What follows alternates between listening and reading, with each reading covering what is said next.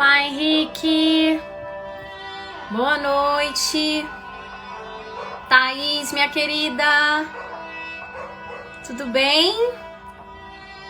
Como é que vocês estão? Edneia. Bem-vindos. Deixa eu colocar aqui o nosso tema da nossa live aqui. Tarará. E aí, gente? Vou botar um tema aqui hoje, ó.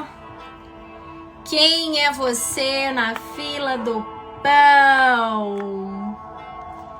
Vamos falar sobre autoestima hoje. Tema que é o meu xodó. Carol, minha querida, Silvia Aragão, bem-vindos. Tudo jóia, gente? Lili Castro, Alice, Piscifina, tudo bem, gente? Bem-vindos. Pedi aí a gentileza a vocês para darem aí os corações para ajudar o Instagram aqui a mostrar que a gente tá ao vivo. Raquel, Ana, Michel, você já está devidamente na lista de espera, viu? Que bom que você tá aqui com a gente hoje. Seja muito bem-vindo. Gente, enquanto o pessoal tá entrando aí, deixa eu ir falando algumas coisas com vocês, né? A gente vai falar sobre autoestima hoje, que é um tema que para mim é o pilar estruturante de abundância, prosperidade, felicidade, alegria, bem-estar, dinheiro, carreira, sucesso. Não existe nada disso sem autoestima, né? Nada disso sem autoestima. E aí, eu quero dizer pra vocês que nas quintas-feiras, né, enquanto o pessoal tá aí chegando, nas quintas-feiras, gente, a gente tá fazendo aquilo que eu chamei de circuito sistêmico. O que é o circuito sistêmico? Ele tem um objetivo exclusivo de mostrar como que esses nossos desafios e dilemas e problemas da vida diária se conectam especificamente com os conteúdos do pensamento sistêmico, tá? Por quê? Porque muitas vezes aqui na nossa live eu trago outras coisas que dialogam aqui com a psicologia, com a neurociência, e aí às vezes eu pincelo algumas coisas do pensamento sistêmico e muitas vezes nos faltam algumas bases que eu acabo dando uma pincelada aqui, mas não dá para ser tão profundo. Então, mesmo quem não tenha condições de assistir ao vivo o circuito sistêmico que acontece toda quinta-feira na hora do almoço, meio-dia e meia, elas ficam gravadas e tá lá no meu feed, tá? A nossa primeira aula em que eu falei o que é o pensamento sistêmico e as leis sistêmicas, que inclusive nós vamos falar sobre elas aqui hoje, que é a lei da ordem, a lei do equilíbrio entre dar e receber e a lei do pertencimento, que é uma lei que embasa a dinâmica das nossas relações, sejam elas quais forem, tá? Hoje a gente vai falar sobre pensamento sistêmico junto com neurociência aqui. Então é importante que a gente entenda que quando eu falar hoje de autoestima, é como se eu estivesse olhando assim, olha, bipartido. Metade individualidade, metade ancestralidade, sistema familiar. Como eu estou interagindo com esse sistema e como isso me constitui, como isso interfere diretamente no meu problema hoje, tá? Então, se vocês querem mais profundidade no pensamento sistêmico, eu abri essa oportunidade dessas aulas nas quintas-feiras, tá? Então, por exemplo, quem assistiu quinta-feira lá vai ter uma compreensão super amplificada de muitas coisas que a gente está falando aqui hoje, tá? Então, vejam que são aulas bem complementares. E o circuito sistêmico, ele tem data de início, meio e fim, tá? Que é para trazer as principais bases do pensamento sistêmico que vocês precisam para entender muita coisa que a gente fala aqui hoje também. Ficou claro para vocês isso? Então, dando as boas-vindas aqui a Laura, Cleiton, Camila, outra Laura, Débora, Viviana, Eliana. Sejam muito bem-vindos todos vocês, gente. Puderem me dar os corações aí pro Instagram entender que a gente tá ao vivo, eu agradeço. Esse equilíbrio de trocas, tá? Ao longo da live, se vocês puderem dar essa curtida no coração. Então vamos começar o que interessa, né, gente? Estamos aqui para ouvir sobre a capacidade de estimar a nós mesmos. E eu vou dizer que isso circula, talvez, 99,9% de todos os casos que envolvem uma jornada de autoconhecimento. Seja num processo de psicoterapia, seja num processo de autoconhecimento só aqui pelo digital, que vocês acompanham, tá? Autoestima é a base de tudo, porque se eu não tenho afeição por mim mesma, como é que eu vou me sentir merecedor diante da vida? Como é que eu vou implementar os meus esforços, né, para fazer alguma mudança, para ganhar alguma coisa, para construir alguma coisa na minha vida? Então, todos nós terapeutas, a gente entende que a autoestima é o pilar estruturante de todas as coisas. Sem isso, nada vai muito para frente. E o que eu acho muito interessante é que muitas vezes a gente tem um problema de autoestima e não sabe que tem. E eu digo isso porque a gente tem uma visão de autoestima, em primeiro lugar, como se fosse aquela coisa assim, você olha no espelho, se você gosta do que você vê, você tem autoestima. Se você não gosta, então você não tem autoestima. E eu lamento profundamente como que a sociedade trouxe para o tema autoestima uma estereotipagem tão ridícula que ela ganhou hoje. Que é... Vocês estão me vendo, gente? Que deu aqui um... Travou? Vocês estão me vendo? Que deu uma travada aqui pra mim? Me diga se vocês estão me vendo. Bota aqui um joinha nos comentários se tá ok pra vocês. Porque parece que pra mim aqui deu que travou. Agora sim, Ana. Obrigada. Travou aqui. Alguma coisa travou. Então, é muito lamentável que as pessoas tenham resumido essa questão da autoestima como uma percepção de autoimagem. Porque, na verdade, a autoestima é uma capacidade, gente, de nos sentirmos potentes, fortes, preparados, capazes de enfrentar os obstáculos da nossa vida. De estarmos vivendo, de repente, uma dor, de estarmos vivendo, de repente, um problema, um desafio, algo que nos conecta com um profundo luto, com uma profunda perda, com uma morte. Sabe, um desafio? Uma dificuldade de fazer dinheiro, uma dificuldade de fazer a carreira seguir em frente. Às vezes você está passando por um momento de estagnação, por um momento em que você se percebe que sua performance está aquém do que poderia estar. Então, podem ter vários contextos aqui dentro de você, mas quando você tem uma autoestima forte, você se vê capaz de passar por esses processos. Então, se eu disser para você que autoestima tem a ver com percepção de segurança, você acredita? Se eu disser para você que autoestima tem a ver com senso de capacidade, tem a ver com senso de confiança, você acredita? Então, aqui, em primeiro lugar, eu quero desmistificar um pouco essa ideia de que a autoestima é só uma percepção de autoimagem. Por favor, ampliem a visão de vocês em relação a isso. Porque enquanto vocês acharem que no controlador que vocês são, no bonzinho que vocês são, no perfeccionista que vocês são, isso é autoestima, vocês vão estar quebrando a cara, achando que vocês estão lidando com problemas quando na verdade o problema é outro.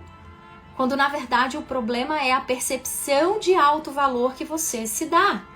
Lívia, bom dia, boa noite, né? Bom dia, né? Boa noite, minha linda. Por que eu falei bom dia aqui agora? Eu tô perdida do tempo.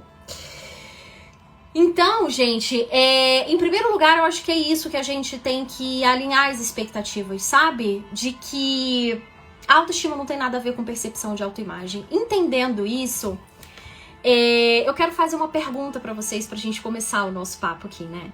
Que é essa pergunta que tá aí fixado. Quem é você na fila do pão?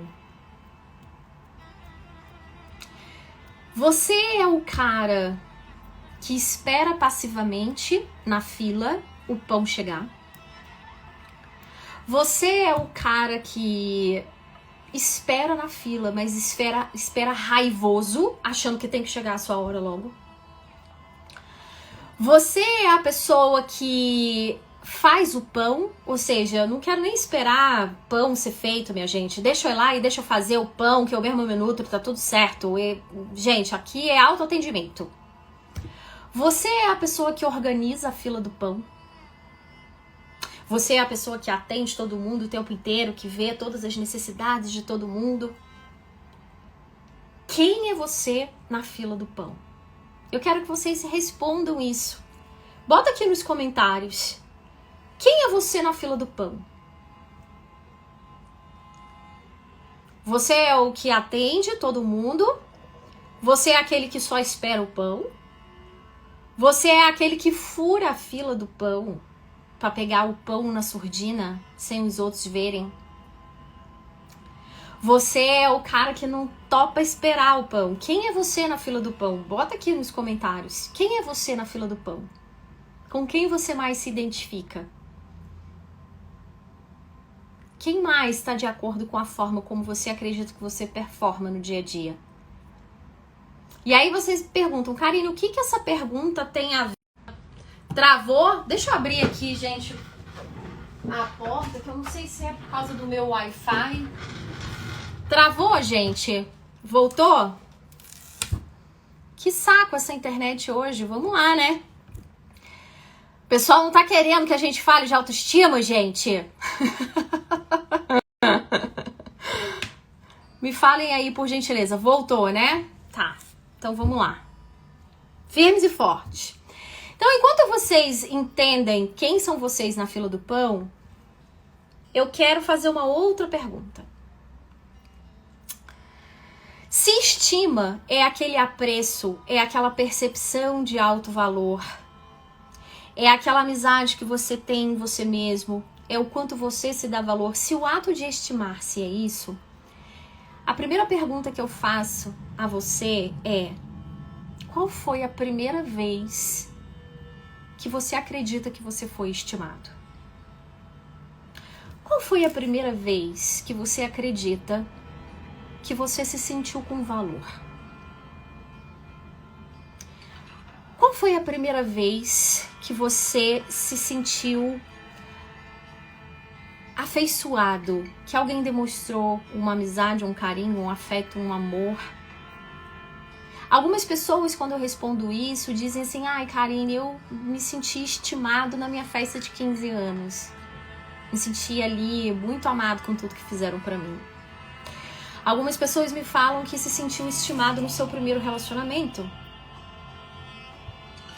Algumas pessoas me falam que se sentiu estimado em algumas experiências da infância. E se eu dissesse pra você que a primeira vez em que você recebeu a estima de alguém foi antes de você ser concebido no útero da tua mãe?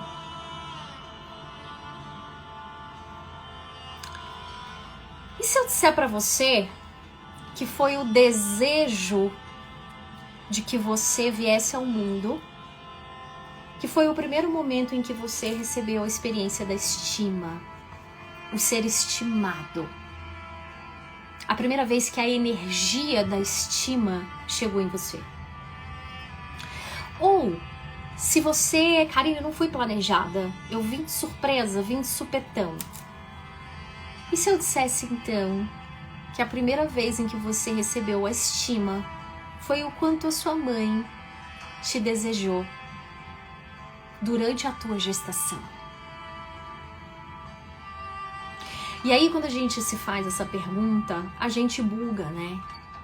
Porque num mundo onde a gente acredita que tudo é material, vem a física quântica e a epigenética para mostrar pra gente que, na verdade, nós não somos átomos, nós somos energia. E no momento em que nós somos energia, tudo aquilo que acontece em volta da gente interfere em nós.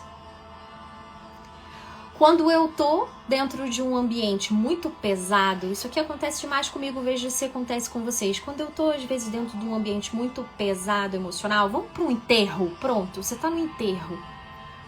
Como é que você se sente no enterro? Você se sente naturalmente triste. É uma egrégora de uma frequência baixa, pesada, triste. Então, aí a gente começa a perceber que tudo que acontece à nossa volta interfere em termos de frequência eletromagnética lá nas nossas células. Se vocês lerem o livro A Biologia da Crença, do Bruce Lipton, vocês vão ver que o cérebro da célula não é o DNA onde tem não é o núcleo onde tem o DNA, é a membrana da célula, é uma membrana de camada de proteína.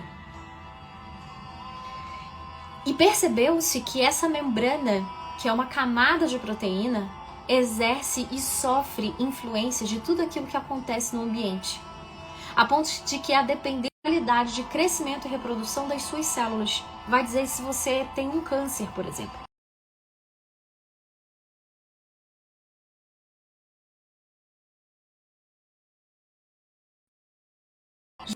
Eu vou se tá boa a conexão agora. Eu tirei do Wi-Fi e tô só no 4G aqui agora. Hoje não estão querendo que a gente dê essa mensagem. Adoro quando isso acontece, porque mostra realmente que a gente está mexendo onde a gente precisa mexer. Me diz aí um joinha, gente, se voltou, por favor. Eu não sei nem onde é que eu tava. Onde é que eu tava? Até onde vocês ouviram, por favor. Me diz aí. Tô achando que a gente tá mexendo no lugar onde a gente tem que mexer. Qual foi a última coisa que vocês ouviram aqui, depois dessa travada?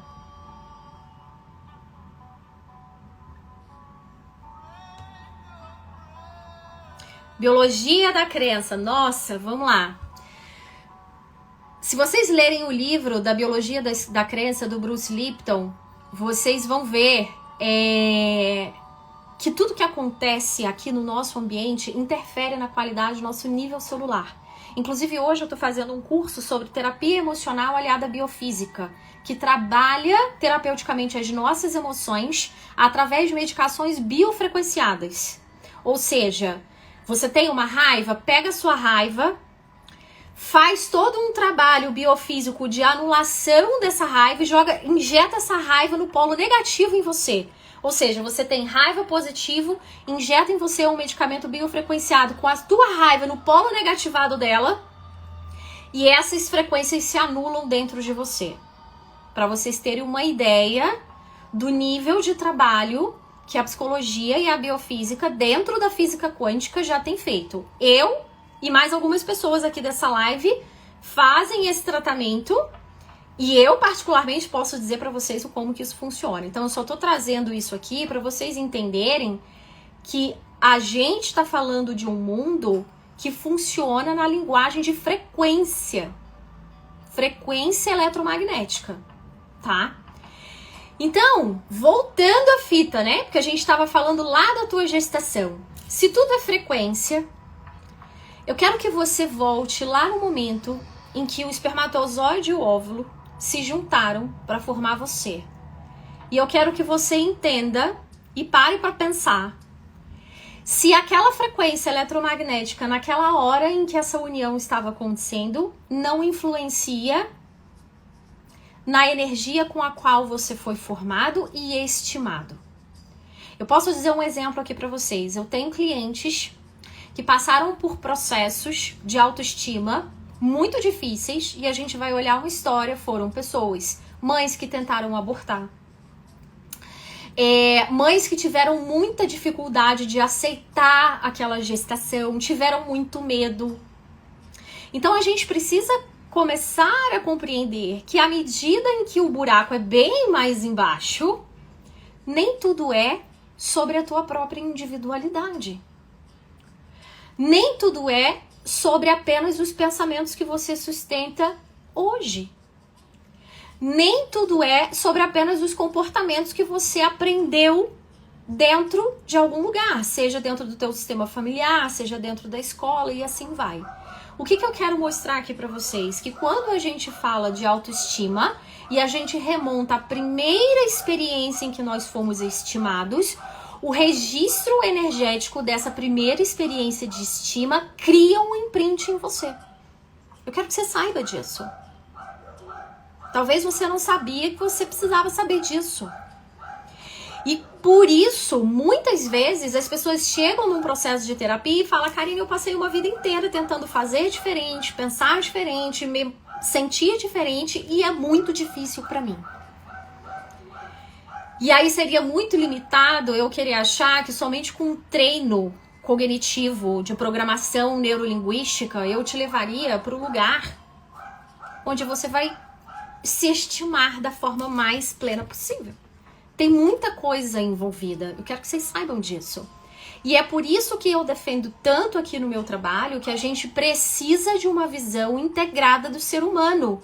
Porque se eu não entender essa componente, por exemplo, energética, naquilo que você experimenta como percepção de alto valor, como autoestima e percepção de alto merecimento, se eu não entender que tem uma concepção energética importante aí, vai ficar faltando peça.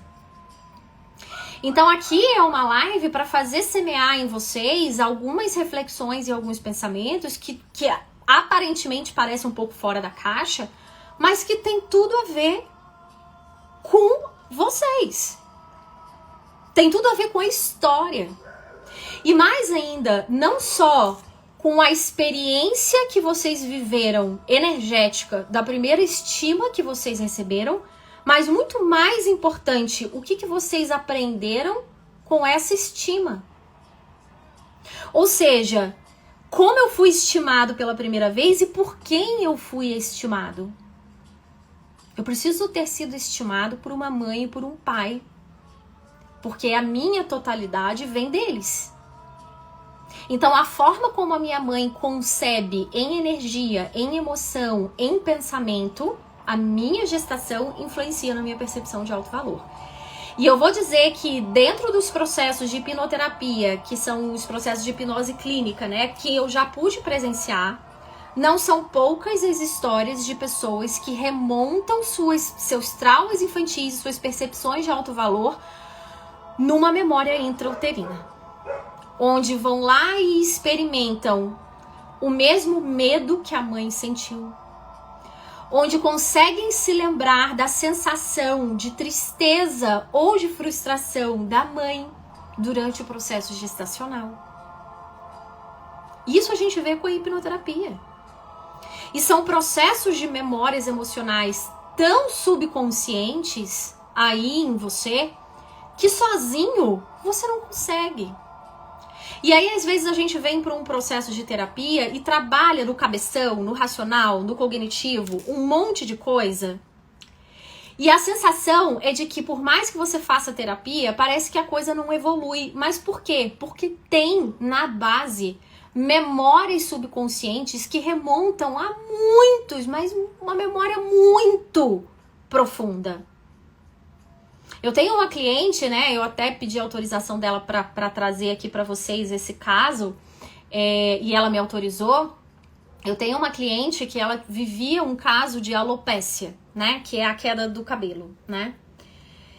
E quando a gente vai ver num processo de terapia emocional profunda, o que a gente identificou, né? Em termos psicossomáticos, na origem daquela alopécia? A gente identificou um profundo déficit, uma profunda carência de referencial identificatório com a mãe.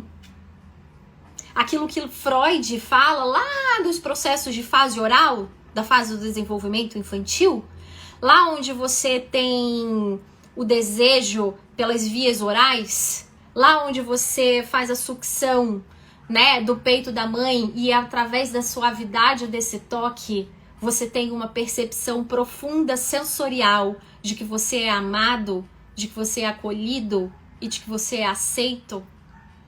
E naquele momento de amamentação, você vê aquela criança tendo a primeira experiência de estima sensorial. E quantas pessoas também já não chegaram em consultório para mim que falam sobre o quanto essa desconexão com a mãe, né, interferiu também na sua própria percepção de alto valor. Então, é com a mãe que a gente consegue ter essa primeira experiência de amor, de afeto, de segurança. A primeira experiência de estima é com a mãe. Então, quando a gente vê aqui a autoestima de uma pessoa que está abalada, eu preciso, em primeiro lugar, olhar qual é a sua relação, a sua referência identificatória com a sua mãe. Porque ali nasce a primeira experiência de estima. Ali nasce a primeira experiência de afeição. Ali nasce a primeira experiência de segurança. E que vocês possam perceber que muito mais do que uma experiência, né, do adolescente, é uma experiência infantil. E aqui eu mostrei para vocês que muito mais do que uma experiência infantil, é uma experiência de primeira infância, dos primeiros anos de vida. E que muito mais de uma experiência de primeiros anos de vida é uma experiência gestacional. E que muito antes de uma experiência gestacional é uma experiência energética. E agora, mais ainda, indo mais a fundo com vocês, ainda dentro do que a epigenética e a física quântica fala com a gente. Nós não herdamos somente características genéticas. Nós herdamos comportamentos, emoções, padrões do nosso sistema familiar. E isso não só a epigenética já nos mostrou, como todo o trabalho de Bert Hellinger dentro das constelações sistêmicas familiares também mostrou. E ele tem a epigenética para validar o que ele fala, ele tem a física quântica para validar o que ele fala, ele tem a teoria dos campos morfogenéticos da biologia organicista para validar o que ele fala. Portanto, quando a gente está falando de herança de padrões, é algo que está para além do teu processo gestacional ou para além da tua herança energética durante o processo de concepção. Eu tô falando de uma herança transgeracional. E aí a gente precisa olhar nesse momento para os padrões da nossa família também. Eu quero que você olhe o quanto que na tua família você sente que houve permissão para que seja seu pai, sua mãe, seu avô, sua avó, seus bisavós, olhe para a história do teu sistema, olha para onde eles vieram, olha para de onde eles vieram, quais foram as histórias de dor, fugiram de guerra, vieram para o Brasil, de outro país, vieram fugindo, não vieram. Eu quero que você olhe para o seu sistema e que você procure profundamente aonde é que eles tiveram autorização para se sentirem felizes, completos, realizados, prósperos e não escassos. Eu quero que você olhe profundamente para isso também. Olhe para a história das mulheres da tua família. Olha para tua mãe, olha para tua avó, se você conhece a história da bisavó, e se pergunte se elas puderam ser felizes. Se você acredita que elas foram felizes na história delas. Olhe para a história dessas mulheres e veja se elas puderam se realizar como pessoa. Olhe para a história da sua mãe especificamente e veja se ela sofreu no relacionamento amoroso dela com aquele que foi teu pai. Veja se sua mãe passou alguma dificuldade. Veja se sua mãe passou alguma dor. Veja se a sua mãe passou algum desafio muito forte. E eu quero que você se imagine agora aquela criança bem pequenininha que faz tudo para receber o amor da sua mãe, olhando para ela em dor. E eu quero verdadeiramente que você se pergunte se naquele momento, sem repertório cognitivo nenhum na criança que você foi, sem esse córtex pré-frontal que nos ajuda a racionalizar as nossas emoções, né? Sem você ter nada disso desenvolvido, eu quero que você olhe profundamente para a história da sua mãe, para os desafios vividos por ela. Eu quero ver se você, na criança que você é, querendo salvar os seus pais como o amor de vínculo que você tem, eu quero que você veja se não houve uma identificação profunda com a dor da sua mãe. E eu digo isso, vou falar o meu exemplo, por exemplo. Quando eu fiz um processo de hipnoterapia e que eu precisei olhar para as minhas emoções, eu fui levada a uma emoção de raiva que eu tinha dentro de mim, que eu achava que era endereçada à dinâmica que eu tinha com a minha irmã. Mas eu fui sendo conduzida e pude perceber absolutamente que existia uma componente de raiva por toda a história que eu também tinha vivido com a minha mãe. Porque ela foi muito distante afetivamente, ela precisou ser distante afetivamente por uma série de contextos da nossa família. E a minha criança sentiu muita dor por esse distanciamento afetivo. E nesse processo de hipnoterapia, eu fui conduzida a sentir essa raiva dessa criança, né? Por não ter recebido o afeto, a segurança, a validação, a estima da minha mãe. E nesse momento eu falei assim, Karine, você precisa liberar essa raiva. Eu falei, eu não consigo sentir raiva da minha mãe. Mas eu não consigo, não, mas veja bem, não, eu sei que ela não pôde estar presente, eu sei que ela não pôde estar afetivamente presente comigo, porque ela precisava trabalhar, porque ela tinha toda uma história que fazia com que ela precisasse realmente estar distante, mas no meu subconsciente tinha uma memória fatídica, era um fato que eu me senti muito não estimada por me sentir afetivamente distante da minha mãe. E cadê que eu conseguia liberar essa raiva pra ela? E aí, no processo de hipnoterapia, eu fui levada a olhar para uma profunda identificação com a dor da minha mãe, as tristezas que ela passou, as histórias que eu via e que a minha criança via, que os olhos da minha criança via, mas que não tinha nenhum repertório para processar. Eu apenas vivia a emoção e eu sabia que a minha mãe estava em dor. E eu via ela triste. E eu via a minha mãe com uma autoestima baixa. Eu via a minha mãe com poucos amigos. Eu via a minha mãe se sentindo sozinha. E ali, naquele processo de hipnoterapia, eu pude ver o tamanho da identificação. Que por muitos anos a minha baixa autoestima deflagrou naquilo que era a identificação com a dor da minha mãe.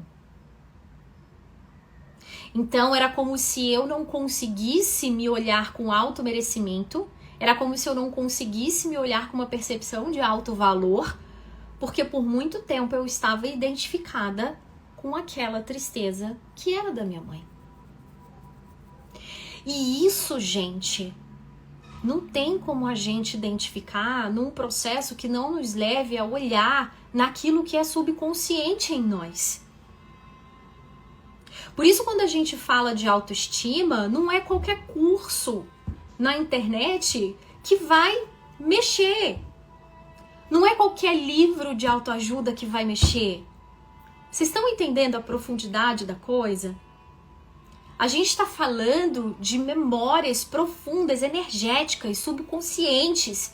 Esses dias eu tive aqui uma experiência maravilhosa de conduzir uma pessoa num processo, né, de cura da sua autoestima através de uma ferramenta que trabalha com eletromagnetismo, com magnetização, que usa a nossa energia.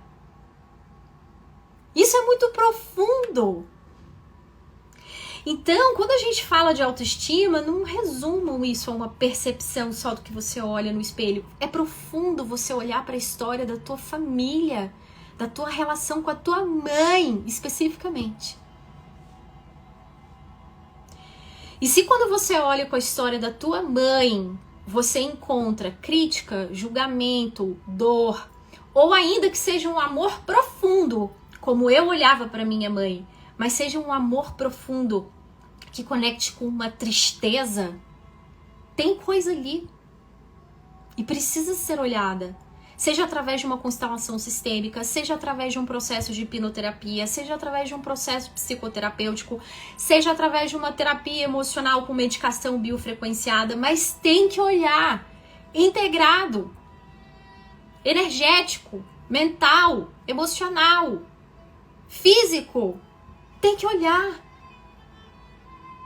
Dentro dos conhecimentos mais milenares da Ayurveda, da medicina Ayurveda, eles falam, inclusive, que a percepção de autoestima tem a ver com o que você come. Porque o que você come é o que as suas células absorvem. E o que as suas células absorvem, você se torna. Então, esses conhecimentos milenares ayurvédicos já diziam que tudo que você come processa algo no teu intestino. E segura essa aqui que eu vou falar pra vocês. Se você não sabia, saiba agora. A ciência já demonstrou que é onde a gente produz neurotransmissores importantíssimos para a produção do bem-estar e da felicidade, não é no cérebro, é no intestino. Não é no cérebro, é no intestino. Então, entenda que aqui, quando a gente vai falar sobre o quanto você se sente, às vezes, incapaz, com baixa autoconfiança diante da vida, o quanto você se sente, às vezes, sem força, estagnado, vai circular pelo que você come, por como você lida com o seu corpo, por como você alimenta a sua energia e por como é a sua relação com a sua mãe. É profundo isso, né, gente? É louco isso. E é por isso que quando eu passei pelo meu processo de autoconhecimento e quando eu construí a minha metodologia de trabalho, que é a gestão biointegrativa das emoções, eu falei, é inadmissível que eu trabalhe as questões psicológicas com os meus clientes sem considerar os 5 pilares, que é corpo, mente, emoção, energia e espiritualidade. E espiritualidade não tem nada a ver com religião aqui, né, gente? Tem a ver com essa conexão com o divino, que é um conteúdo bem mais profundo, que aí a gente vai precisar de uma live inteira para falar sobre isso. Mas aqui eu quero que vocês entendam profundamente que ao falar sobre a autoestima de vocês, tem a ver com todos esses pilares. Faz sentido, gente? Ou tá bugando bastante a mente? Bota aqui pra mim. Eu tinha um roteiro aqui pra falar, acabou que eu fui pra outros cantos, mas, né? A vida flui e a gente fala aquilo que precisa ser falado. A gente fala aquilo que precisa ser dito. Não é isso? Quem tiver curiosidade, inclusive, para saber como que a medicação biofrequenciada funciona, me pergunta. Vai lá no meu direct, me pergunta. A gente pode fazer um bate-papo, inclusive, sobre como funcionam os biofrequenciados. Quem é psicólogo aqui pode fazer a formação, inclusive. E a gente precisa começar a olhar para a nossa dimensão como ser humano, gente, dessa forma integrada e sistêmica. Nada em você está separado. Nada em você está separado. Nada em você está separado. Então não ache, gente, que vai ser uma pessoa que vai vender para você algumas horas de curso aqui, que não esteja disposto a fazer uma jornada de acompanhamento da tua vida. Se não for uma pessoa que esteja disposta a fazer um acompanhamento, seja uma pessoa só que vai jogar conhecimento aqui pra você sair da tua baixa percepção de alto valor, não vai ser aí que você vai conseguir. Não vai ser aí. E é para isso que hoje, dentro da jornada de autoconhecimento, a gente tem tantas ferramentas. E eu indico para vocês, procurem em todos os pilares. Faz sentido, mas como vencer essa questão com a mãe? Tenho muitas barreiras com a minha mãe. Tá na hora de olhar, Ju, pra essa mãe. Tá na hora de olhar ela de frente. Ainda hoje, mais cedo, eu estava num atendimento com uma cliente e ela trouxe uma questão relacionada ao medo. É como se ela tivesse medo de sentir medo. E sabe o que eu fiz? Eu fiz um exercício sistêmico com ela. Falei assim, você vai pegar uma almofada, você vai botar ela na tua frente. E essa almofada é o seu medo. Sabe que pro nosso cérebro, né, gente, não existe diferença entre real e imaginário. Ok? O que você diz, o que você com a tua mente diz pro teu cérebro executar, ele vai executar.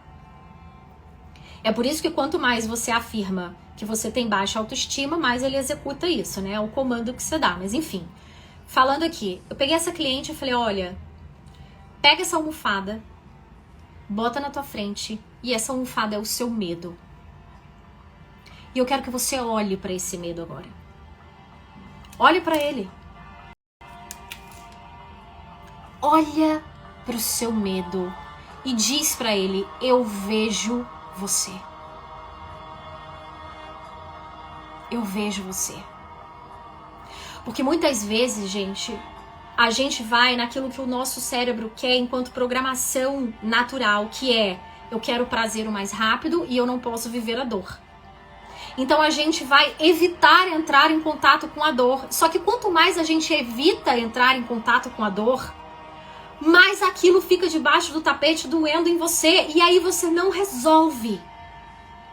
Então quando você diz, eu tenho muitos problemas com a minha mãe, tá na hora de olhar de frente. Olha. Bota a sua mãe na sua frente, olha pra ela. Olha pra ela. E enquanto você olha pra ela, de frente pra você, eu quero que você visualize. Ela te deu a vida. E eu só quero que você só fique com isso, Ju. Não precisa fazer mais nada. É só você fazer esse exercício. Bota a tua mãe na tua frente e olha pra ela. Sabe por quê? Você diz que você tem tanta barreira com a tua mãe que é exatamente isso que você tem. Uma barreira na tua frente. E quando você tem uma barreira na tua frente pra olhar pra tua mãe, você não olha pra vida. Porque quem te deu a vida foi ela. A despeito de qualquer história que você tenha com ela, ela te carregou durante 9 meses. O vínculo com a vida foi através dela. O portal da vida foi através dela. Então, quando você fala, eu tenho muitas barreiras com a minha mãe, eu não olho pra vida, porque a vida veio dela. Então, aqui, Ju, o seu primeiro passo é, olha pra tua mãe. E fica aí. E fica um pouco mais aí. Olhando para aquilo que você não quis olhar a vida inteira, até agora. Olha para ela. Tá? Ao me conectar com profissionais que compartilham do mesmo pensamento que o meu. Maravilha, Faina. Seja muito bem-vindo e tamo junto. Não tenho muita conexão com minha mãe. Tenho muito ciúmes dos meus filhos, né? O que é que você tá querendo pegar para você, né? Bert Hellinger fala que o ciúme é um desejo inconsciente de perder. Buga, né? E o quanto é que nesse inconsciente exige um desejo de perder os meus filhos para continuar sendo a criança que ainda busca pela mãe. Então, se você não tem muita conexão com a sua mãe, na sua alma você busca por ela. E aí, enquanto a gente está buscando pela mãe, a gente não tem muita disposição para olhar para os nossos filhos. E aí eu preciso trazer os ciúmes como uma manifestação do meu ego de justificar que eu os amo de alguma maneira. Bugou? Fez sentido? E quando você tem questões com a madrasta? Eu não fui criada pela minha mãe, então tenho questões com as duas. Raíze, a sua mãe biológica é a sua mãe. Não tem como tirar esse vínculo. A madrasta é só uma pessoa que tá aqui a serviço da vida, do serviço da tua vida, o te servir na vida. Mas aqui, antes de olhar para tua madrasta, você precisa olhar para a vida, que é a tua mãe. Então, você só não aceita a tua madrasta porque no fundo, na tua alma, você ainda quer colocar a tua mãe naquele lugar. Então, precisamos olhar para a mãe, né? Precisamos olhar para a mãe. A mãe, gente, é o nosso vínculo mais profundo com a vida. E o que não é a baixa autoestima, quando a gente tá fechado para olhar com potência para a vida.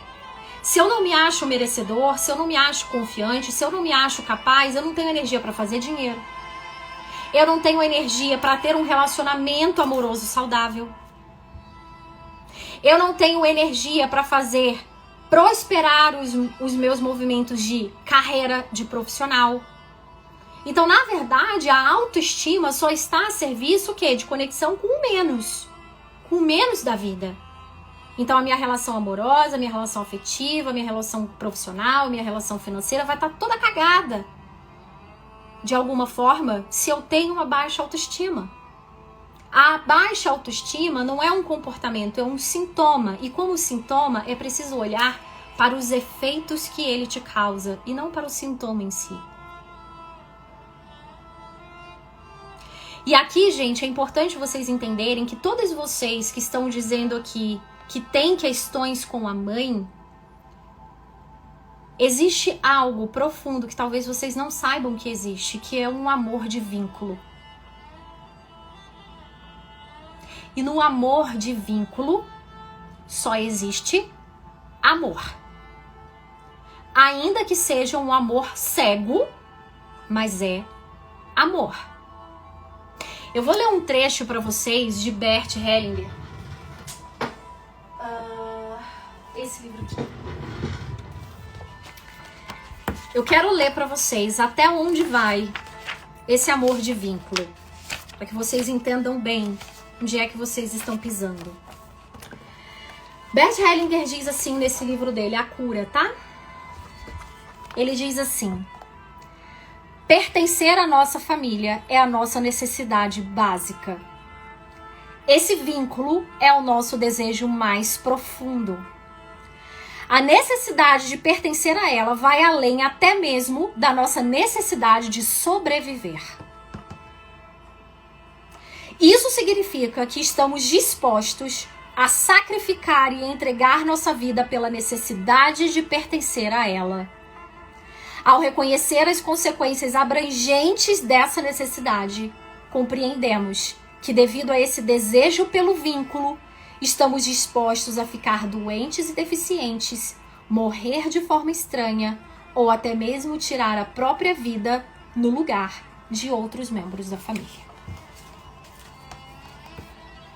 Isso é o que está por trás de uma lei sistêmica chamada Lei do Pertencimento. Esse sistema familiar do qual nós fazemos parte, gente, é o sistema que nos serve com vida. E existe algo que está em torno desse sistema chamado consciência coletiva, que nos une, que nos afina com esse sistema. Então é algo que vai além do aparente, é algo que está no campo da tua psique humana, que nós chamamos de alma. E alma aqui não tem a ver com espírito, alma é uma dimensão inconsciente da psique humana. Portanto, muitas vezes a gente tem uma baixa autoestima e uma vida toda encalacrada, porque na nossa alma nós estamos olhando com um amor cego, num desejo de pertencer à nossa família e aos destinos e às tragédias e aos destinos difíceis, porque ali é onde nós vemos o nosso vínculo. Então, quando a gente traz um sintoma na nossa vida, seja na vida financeira, na vida amorosa, na saúde, e a gente, Karine, como é que eu saio disso? Tudo começa com a consciência desse lugar. Então, quanto mais você olhar para tua mãe com um olhar de rejeição, com um olhar de, caramba, tem uma barreira aqui em frente, eu tenho uma dimensão na minha alma que tá cagando pro que você tá pensando, tá cagando pra barreira que você tá colocando, tá cagando pro que o teu ego sofreu em relação a toda a história. Como eu disse pra vocês, né, eu tive uma dor na minha infância, que foi não poder ter tido a presença afetiva da minha mãe Mas a minha alma cagava pra isso. Sabe? Desculpe o palavrão, mas foda-se. Se não tinha presença afetiva, a minha alma tava toda identificada com a dor da minha mãe. A ponto de eu não conseguir sentir a raiva que eu tinha por ter me sentido abandonada por ela. E isso estava encalacrando a minha vida como um todo, porque com essa raiva eu vibrava numa frequência eletromagnética muito baixa que me prendia numa estiragem de quê, gente? De escassez. Porque a raiva tem uma frequência eletromagnética baixa. Vocês conseguem entender como tudo tá interligado? Aí vem os caras e falam assim, não, você tem que exercitar a gratidão. Gente, como é que você vai exercitar no campo do comportamental a gratidão se lá no subterfúgio do teu inconsciente tem uma memória emocional que te conecta egoicamente com uma dor, mas uma alma que mais forte ainda do que o ego que te conecta com a dor, uma alma olhando pro vínculo. E aí é que entra a lindeza do pensamento sistêmico, que é quando o Bert Hellinger fala: não há cura mais linda do que curar-se a partir da sua própria origem.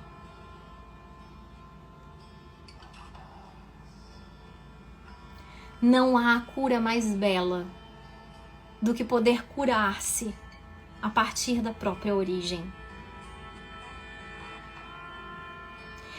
E para isso é preciso abrir mão de querer olhar com exigência e com a dor que o teu ego ainda acredita que ele precisa viver. Quantas oportunidades você está perdendo na sua vida por não conseguir integrar com amor a tua origem? Quantas perdas você ainda está disposta a viver porque você ainda se aprisiona na exigência do teu ego de que não foi suficiente a vida que você recebeu? Dos dois, Thaís, mas sobretudo também dos teus pais. Quantas oportunidades você ainda precisa, o quanto que você ainda precisa perder um pouco mais para olhar para aquilo que verdadeiramente importa? A vida feliz que você busca está no essencial que você ainda nega.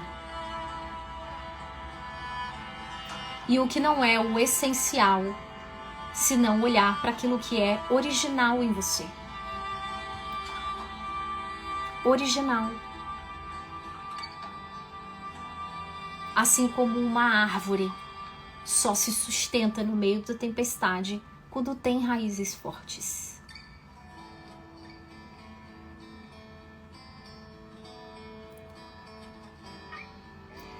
Sim, Raíze, eu fiz 8 anos de terapia e ela me colocou em contato com essa emoção da raiva por ter sido abandonada pela minha mãe. Foi uma dor que achei que não ia aguentar, mas foi bom ter entrado em contato. Sim, foi ótimo ter entrado em contato. E agora, como seria se você permitisse olhar para essa mãe como aquela que veio antes de você e olhar ela bem grande, bem humanizada, onde você olha para ela e fala: a raiva que eu senti de você provavelmente foi a raiva que você sentiu da tua mãe também. A dor que eu senti em mim provavelmente foi a dor que você sentiu também em relação à tua mãe, porque você só podia me dar aquilo que você recebeu. E como seria poder transmutar agora, Raíze, essa raiva no olhar ordenado de que a sua mãe, a despeito de qualquer história dolorosa, te deu a vida. E que se não fosse ela, e exatamente pela história dela, e exatamente como ela foi, talvez não fosse você aqui. Porque se ela fosse uma pessoa diferente, talvez você não fosse você. Seria uma outra pessoa. Se ela fosse uma pessoa diferente, ela teria feito escolhas diferentes, decisões diferentes, Talvez ela não tivesse se relacionado com aquele que foi teu pai, e aí você não existiria.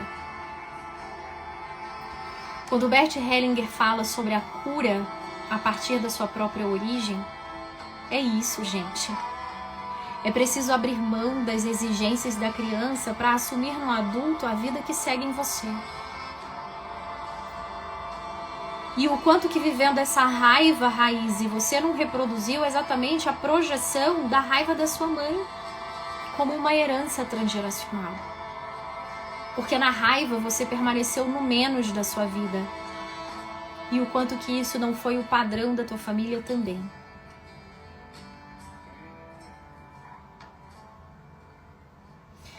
Eu demorei a engravidar, perdi a gravidez com 5 meses e tive meus 2 filhos prematuros. Por isso que tenho medo de perdê-los.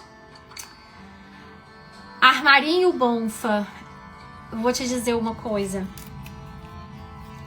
Lei do pertencimento, que faz parte das leis sistêmicas. Todos no sistema têm o direito de pertencer. E ninguém pode ser excluído. O filho que você perdeu com 5 meses faz parte do teu sistema. E muitas vezes um sintoma de baixa energia de força de olhar para a vida é porque a tua alma ainda olha para essa morte que precisa ser integrada. Isso aqui é uma constelação que eu tô fazendo com você, tá? É um movimento com efeitos de constelação. Quando um filho morre, uma parte da mãe morre também. E um aborto, ele também faz parte do sistema. E uma mãe, quando aborta um filho, seja natural, ou seja por um aborto conduzido, induzido, intencional, esse filho faz parte do sistema. E a partir dali aquilo fica registrado, de forma que quando você não olha e integra este que também faz parte, que precisa pertencer, gerações posteriores podem trazer um sintoma para que isso possa ser visto.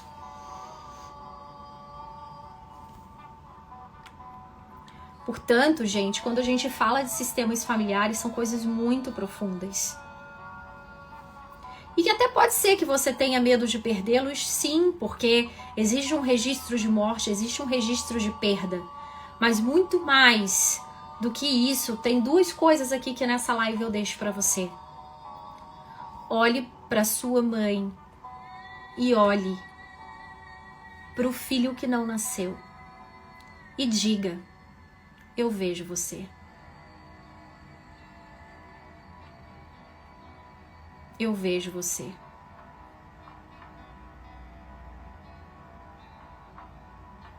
Eu vejo você. E olhe. E viva o que precisa ser vivido nesse luto. Mas os seus filhos vivos hoje têm um irmão. E a alma deles busca isso. Se ficar alguma dúvida, me busca depois no direct que a gente pode conversar sobre isso. É muito triste, eu sinto essa dor de não ter criado meu filho sem mãe e sem condições, com 18 anos há 40 anos atrás. Rosemary, eu sinto muito por você não ter tido a condição de criar o seu filho. Eu sinto muito. Mas é importante que você saiba que a sua vida segue nele. E que no seu coração você pode plantar isso com profundidade, com amorosidade, com intensidade. E ele vive em você. E a sua mãe, quando você diz sem mãe e sem condições, você tinha mãe, acontece que você não tinha colocado ela no seu coração. Eu acho engraçado quando as pessoas falam assim, eu não tive mãe, e aí, como fica meu caso? Não, você tem mãe, você não nasceu de chocadeira. Você tem uma mãe. O que talvez você não foi ensinada é da importância de dar um lugar a essa mãe no seu coração. Ai, Karine, eu tenho muita dificuldade de amar a minha mãe. Foram muitas histórias de dor e eu ainda não consigo amá-la. Tudo bem. Honrar não é amar. Vocês já me ouviram falando isso aqui, né? Honrar é dar um lugar. E a sua alma, Rosemary, lá, aquela instância psíquica, bem inconsciente, a sua alma pede essa mãe. Por quê? Porque ela foi o seu portal para a vida. E a gente só tem energia para olhar para a vida quando a gente tem esse portal aberto dentro da gente. Não quer dizer que você tenha que amá-la, não quer dizer que você tenha que ter uma boa relação com ela, não quer dizer que você tenha que ser presente com ela, mas ela precisa estar integrada com a grande, bem grande aqui, ó, do seu lado esquerdo. Bem grande, porque foi através dela que você é. E da mesma forma que eu falei aqui, né, para os anteriores, bota a tua mãe na tua frente e só olha para ela. Não precisa mais nada no início. Só olha. Só olha. Faz esse exercício agora. De olhos abertos, bem abertos para você ver. Bota sua mãe na sua frente e olha para ela. E só diga, eu vejo você. Experimenta dizer isso com a sua alma.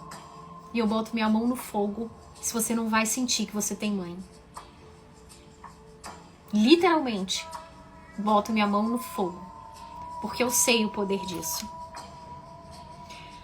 Gente, quando eu comecei a minha trajetória no pensamento sistêmico, eu olhava pra minha mãe com tanto assim, claro, na minha alma eu tava super conectada com a dor e com a tristeza dela, mas no meu ego, eu olhava pra minha mãe e eu queria tanto mais dela. E eu julgava ela, eu falava, você não me dá o suficiente.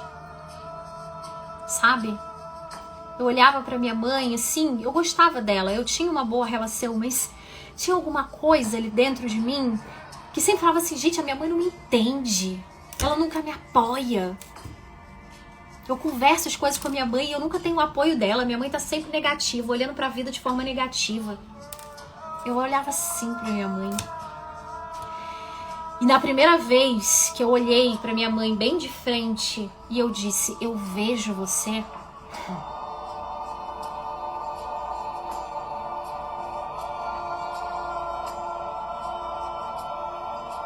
eu vi a minha mãe bem grande. E foi muito difícil pra mim no início. Foi muito difícil porque eu ainda carregava no meu ego todas as dores, sabe? E é um exercício de cada dia um pouco. Um pouco todo dia. Não tem como enfiar a mãe goela abaixo, entende? A mãe não se enfia goela abaixo. A mãe se sente um dia e no dia seguinte se sente um pouco mais. E no dia seguinte eu olho um pouco mais. Mas todos os dias se permitindo olhar. Todo o processo de cura precisa olhar. Integrar. Agora há pouco, uma das seguidoras, né, da nossa família aqui, disse, Karine, é possível se livrar das crenças destrutivas? Eu falei, troque o livrar por olhar, ressignificar e escolher fazer diferente com consciência. É possível livrar da sua mãe? Não, não é possível se livrar da sua mãe. Nunca, jamais, nem a sua alma te deixaria fazer isso. Mas é possível olhar para sua mãe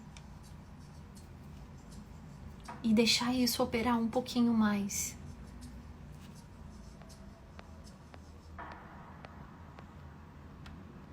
E sim, Rosemary, se ela morreu, ela tá viva aí dentro de você da mesma forma. Linda, minha mãe faleceu, eu tinha 14 anos e tive filho com 18. E isso, Rosemary, veja como não é.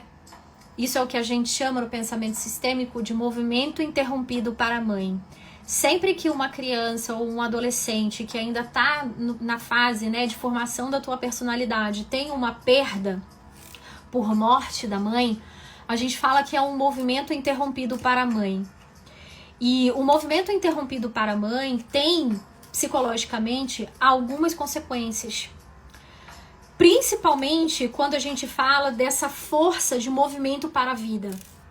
Então, por aqui eu já posso hipotetizar que você tem dificuldade de fazer dinheiro. Eu posso hipotetizar que você tem dificuldade de prosperar numa carreira que faça sentido para você. Me diga aqui nos comentários depois se essas hipóteses elas estão válidas. Por quê, gente? A nossa mãe, ela tem conexão com muita coisa que nos direciona para o mais da vida. Bert Hellinger diz que o dinheiro, por exemplo, é o leite materno da vida. Por que ele diz que isso é o leite materno da vida, né? Parece uma coisa, nossa, Karine, mas que coisa meio anticrística, não tem nada de anticrística aqui, né? A criança, ela se amamenta do leite materno da mãe porque ela precisa se nutrir, crescer forte. O adulto, por onde que ele se mantém na tua própria subsistência?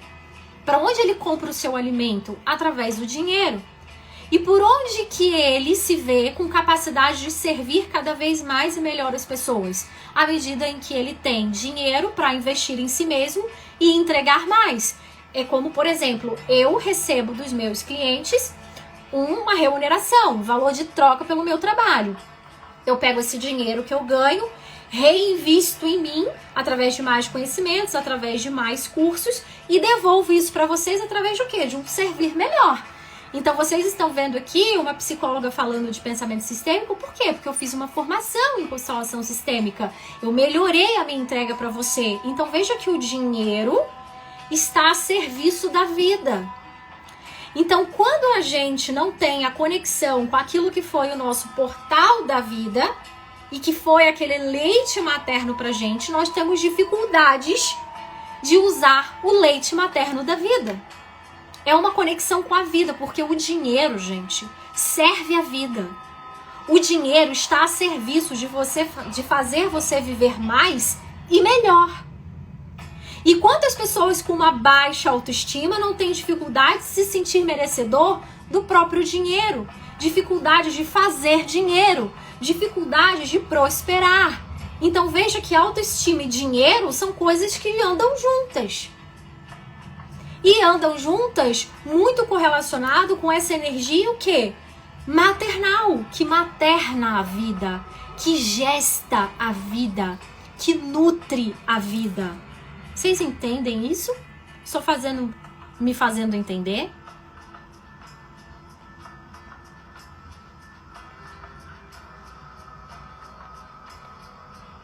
Várias fichas caindo, né, Raiz? Exato. A Ju colocou aqui em cima, nossa, é exatamente isso com a minha mãe, queria mais dela, sempre achei que ela não me ama, não me entende. E aí, Ju, que você possa entender que isso é uma postura infantil da criança que ainda espera mais da mãe. Como eu precisei entender isso também, quando eu fiz a minha jornada dentro do pensamento sistêmico. E Ju, a criança é que tem a expectativa de que ainda existe algo mais. A sua mãe deu o que foi possível ela te dar. Porque se ela pudesse ter te dado mais, ela teria dado. Tenha certeza disso. E sabe como que eu aprendi isso, gente? Quando fazendo uma constelação, eu pude compreender que a minha mãe não conseguia olhar afetivamente para mim, porque ela também estava nas dinâmicas psicológicas e afetivas dela, olhando para a mãe dela. E eu pude perceber que na história da minha família, desde a minha bisavó que faleceu, dando à luz a um casal de gêmeos, a minha avó não pôde ter a mãe dela. E a minha avó não pôde ter a mãe dela e não pôde ser mãe da minha mãe, afetivamente falando. Então a minha mãe não pôde tomar a mãe dela no coração, porque sentia que também era distante. E, portanto, se a minha mãe não teve a mãe dela porque também não tinha tido a mãe dela, A minha mãe não pôde ser a mãe afetivamente para mim. E aí eu tenho a experiência de quê? De uma história de mulheres que não puderam ser mãe. Que lá na minha bisavó, que não pôde ser mãe porque morreu num parto, veio trazendo uma história transgeracional. Veja que as repetições de padrão acontecem.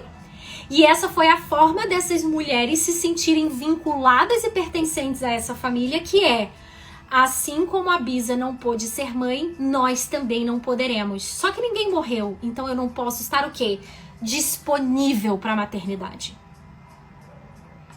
Então, a minha bisavó não pôde viver, a minha avó não pôde ter mãe, a minha mãe não pôde ter mãe e eu não tive a minha mãe do jeito que eu queria que ela tivesse tido.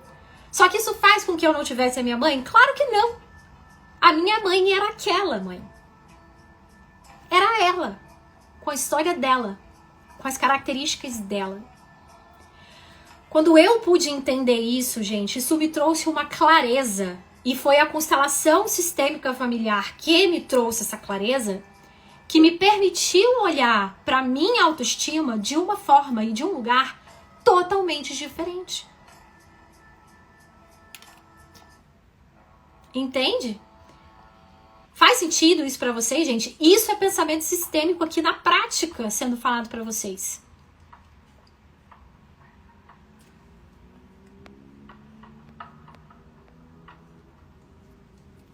Entende, gente? Isso é pensamento sistêmico na prática. Então, quando a gente entende essas dinâmicas afetivas que se repetem, a gente para olhar um pouco desse pedestal, desse, né, como diz a minha mestra em constelação, dessa postura de alecrim dourado que a gente se assume na vida, achando que a nossa mãe ainda deve algo pra gente. Não, ela não deve. Ela não deve. Ela não deve porque se ela tivesse pra dar, ela teria dado.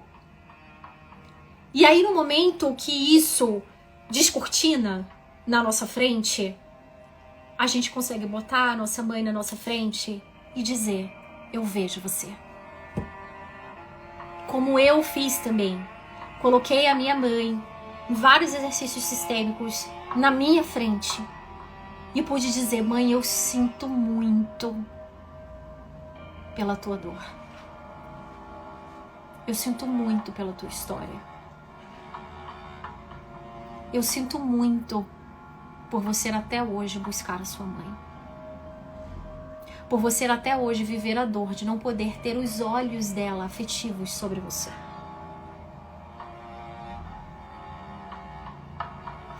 E quando eu me permiti olhar para isso, a minha alma descansa.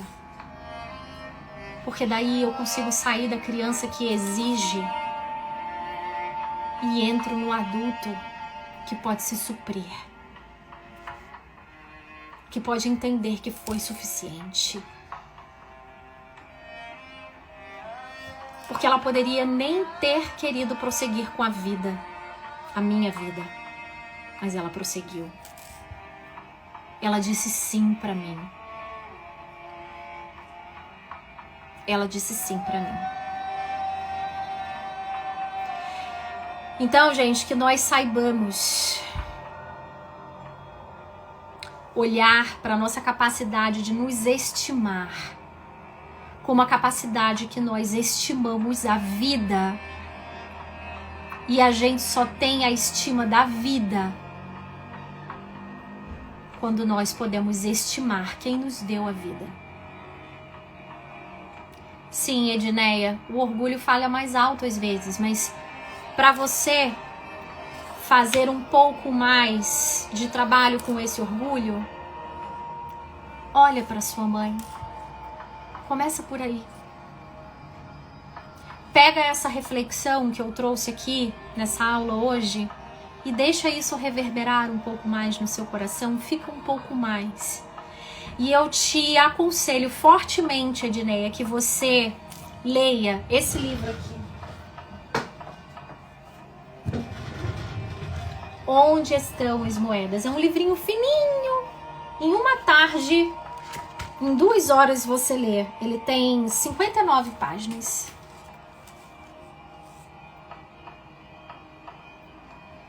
Leia. E, gente, entenda, como eu falei aqui, não é na goela abaixo que a gente vai entender isso, não é com uma aula aqui que isso tudo vai operar, mas aqui foi uma semente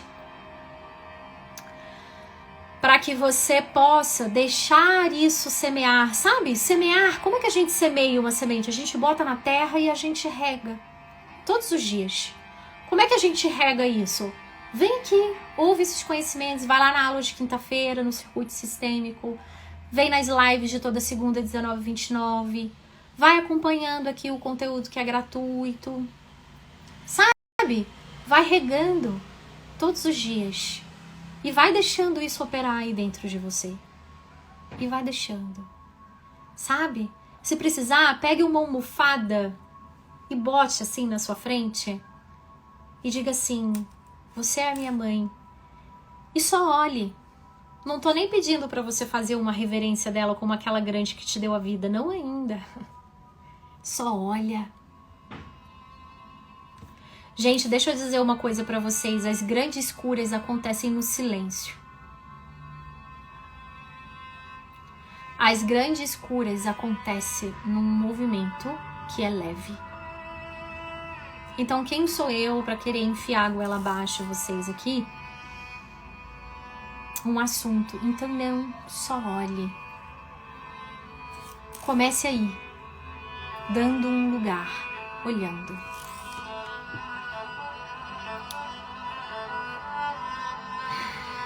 Imagino, olhando aqui algumas perguntas, tá, gente? Imagina a dor que a minha mãe viveu e me passou isso. Quanta coisa reprimida. Eu fiz aborto e só agora senti uma dor imensa. Zanete. Os abortos são filhos não nascidos. Mas eles são filhos. Eu estou completamente presa. Nunca aceitei minhas raízes, muito menos a minha mãe. Raiva dela. Pois é. E o quanto que a sua vida até hoje não andou pra frente, porque você tá presa na carência de nutrição que só a tua raiz pode dar, a seiva. E presa em frequências de tristeza e raiva, gente, que são frequências eletromagnéticas tão baixas. E o quanto isso afeta as células de vocês. E o quanto isso afeta a saúde de vocês. E o quanto isso afeta o adoecimento físico que muitas vezes o corpo de vocês pode trazer. E eu vou usar aqui. Muitas vezes a nossa incapacidade de dizer sim à nossa origem nos traz doenças de sistema músculo-esquelético, principalmente de coluna, cervical, lombar.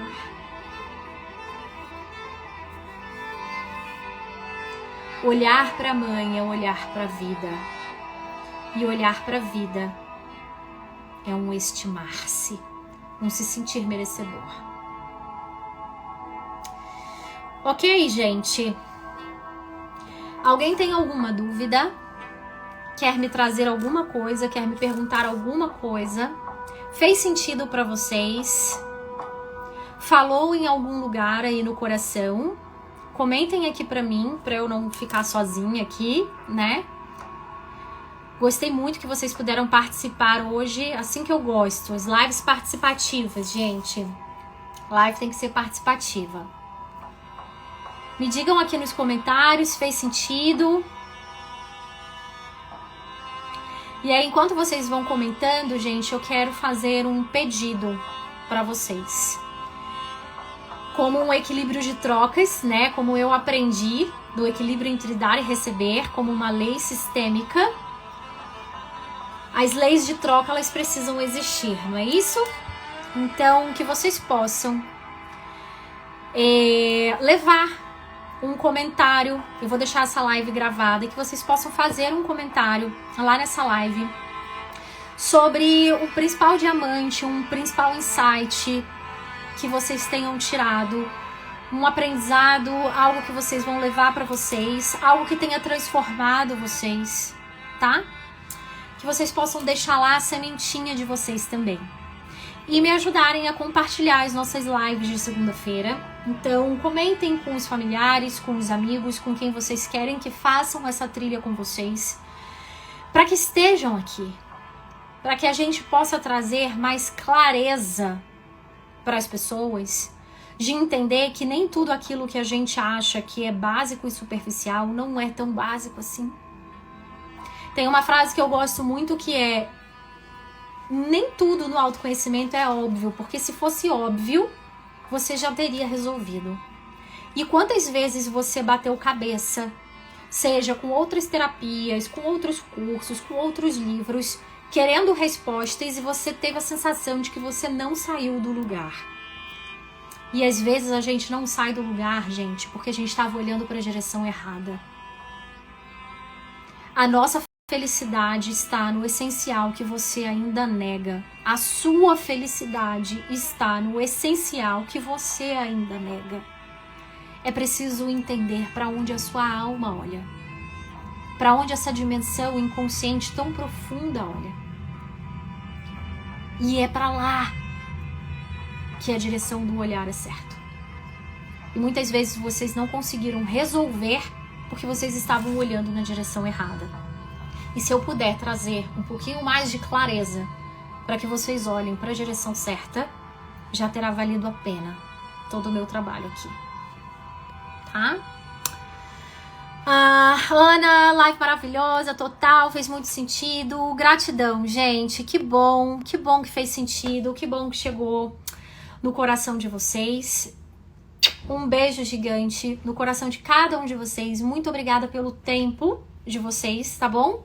Segunda-feira que vem, às 19h29, a gente vai estar junto aqui com mais um tema. Ao longo da semana eu vou trazer o tema pra vocês, tá?